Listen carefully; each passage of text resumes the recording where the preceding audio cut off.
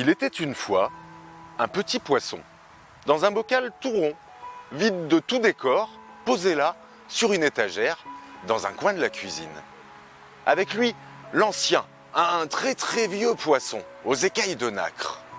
Au sol, une chatte qui passait et repassait, avec un regard gourmand vers le bocal. « Si je t'attrape, je te mange. Si je t'attrape, je te mange. » Le petit poisson soupirait, soupirait et soupirait encore. « Oh, s'il te plaît, l'ancien, raconte-moi encore l'océan.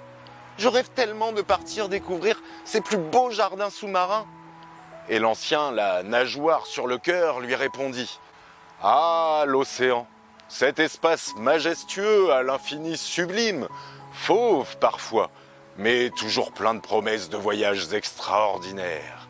L'océan, cette merveille aux mille couleurs, se faisant tour à tour, ombre et lumière.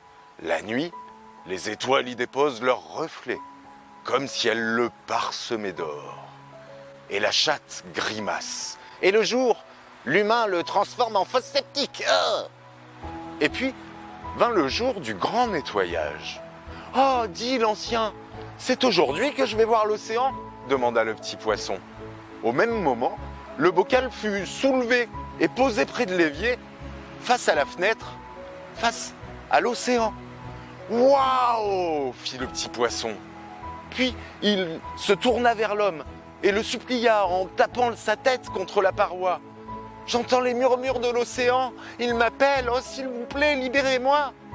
Mais l'homme resta aveugle et sourd, ouvrit le robinet et laissa couler un filet d'eau.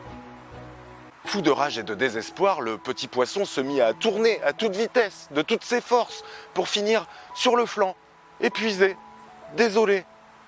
Son vieux compagnon le redressa en le priant. « Cesse de pleurer, voyons, tu vas faire déborder le bocal et nous faire atterrir dans l'évier. » « Ah mais oui, atterrir dans l'évier, sauter dans le trou et rejoindre l'océan !» s'exclama le petit poisson.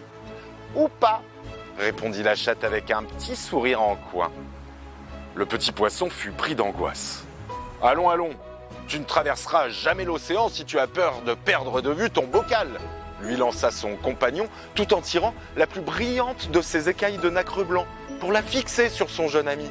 « Je te nomme amiral et je te remets l'écaille du courage. Va, saute, maintenant !» Et la chatte, elle est végétarienne. Hein ? Saute ! Il sauta et paf ! Manqué. Le petit poisson se retrouva suffoqué dans l'évier.